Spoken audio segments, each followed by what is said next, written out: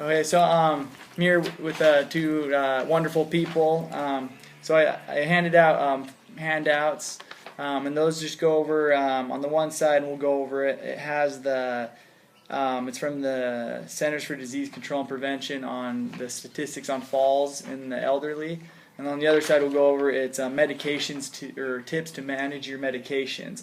I was saying before, I work in the cardiovascular ICU, so we see a lot of patients that come in with uncontrolled diabetes or med errors that eventually turn into respiratory distress, and lots of time we see elderly that come in with falls, and and it turns tragic. So I was going to go over a couple tips, anything to discuss, and it doesn't sound like right now you guys have any questions, right? No.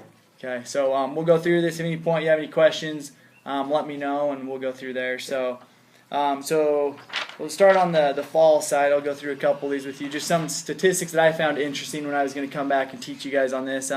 1 out of 4 Americans over the age of 65 fall each year. Every 11 seconds, an older adult is treated in the emergency room for a fall, and every 19 minutes, an older adult dies from a fall. This is an interesting fact I did not know. Yeah. Falls are the leading cause of fatal injury and the most common cause of non-fatal trauma-related hospital admissions in older adults. Fall results in more than 2.8 million injuries in the emergency departments annually, and over 800,000 hospitalizations and more than 27,000 deaths. So I mean, pretty staggering numbers when you really look into it. And then also with everything with Medicare and stuff, in 2013. Which was the last day they had research on this, the total cost of fall injuries was $34 billion.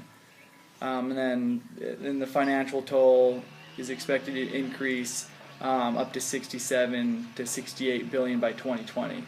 So, I mean, there's a lot of ways, and we'll go into a little more on how to prevent falls, and a lot of the times, there's just very uncommon ways that people fall, and also some very common ways.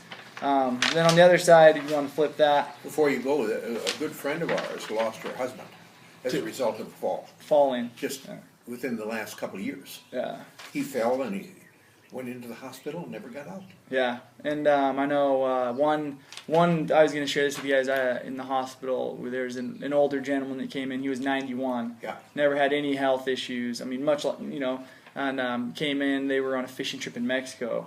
And they were from here, and he fell going into the bathroom and hit his head, and then they had to put him on life support, and they brought him up to our floor, and eventually the family had to, we had to withdraw care because he, and it's just, the older you get, your body doesn't respond as well, and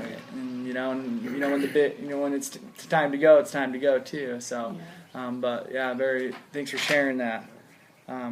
So a couple of things real quick, just coming over here, a couple of things I want to share on how you can prevent falls. A lot of the times I've seen too, it's actually little animals, dogs, they can trip up on people and things like that. That's what happened to the former owners of this house.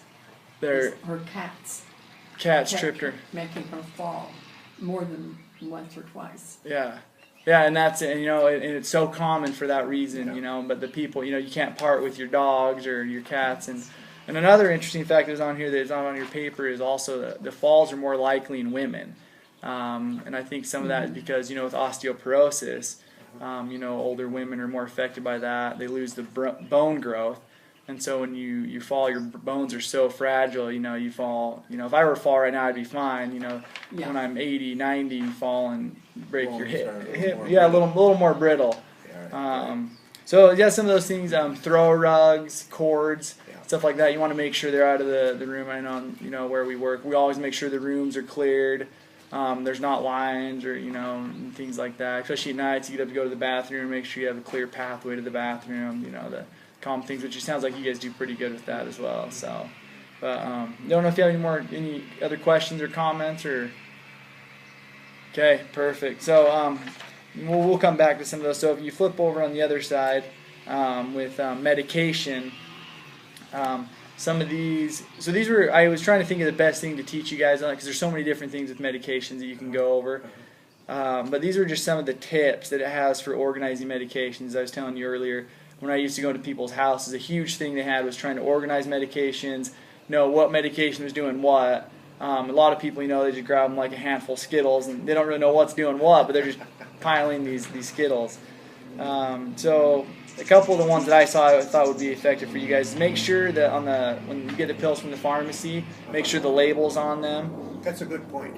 Yeah. The label, but I'm saying why you're taking the prescription. And why because you're taking many times it's the name of the prescription, but it doesn't, and it says how many times and when you should take it, and the